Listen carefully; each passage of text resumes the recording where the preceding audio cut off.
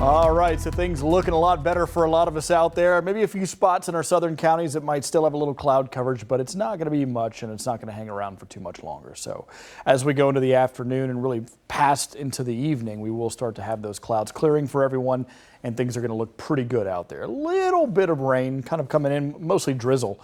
For some areas up near Pine and Black Mountain, and really that's just kind of the orographic effects, kind of the terrain that's causing that to happen. Otherwise, the rain that did come through in the last few days is now well into the Carolinas, so it's finally out of here, finally moving out for us. For those areas, it'll be out in just a few hours, but the high pressure to the north is what's clearing out those clouds, and you can see it's just mainly around the Tennessee state line, the Virginia state line, and then yes, all of that goes away later on this afternoon. Then we keep the wind out of the north. It's still going to be pretty breezy for the rest of today. So when you do get caught in that wind, it is going to feel bitter, but things get better. As high pressure slides east, winds will start to change and we will get at least back to normal tomorrow.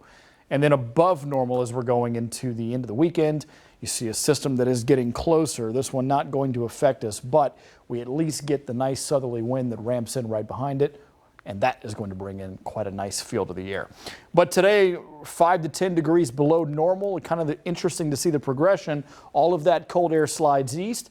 We stick with normal temperatures for tomorrow. In fact, we'll just be a couple of degrees above. And then getting into Sunday, that warmer air filtering in, winds out of the south, really going to help with that.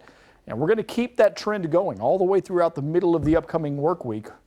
Next work week, we should have some really nice temperatures upcoming. So for the upper 40s today, chilly, sure, but breezy and cold when you're out in the elements. So overnight tonight, we'll keep the cold temperatures still getting below freezing. Even though we're getting into the first week into spring, remember, we still got to go through all of April and some of May before we finally can say goodbye to those freezing overnight lows.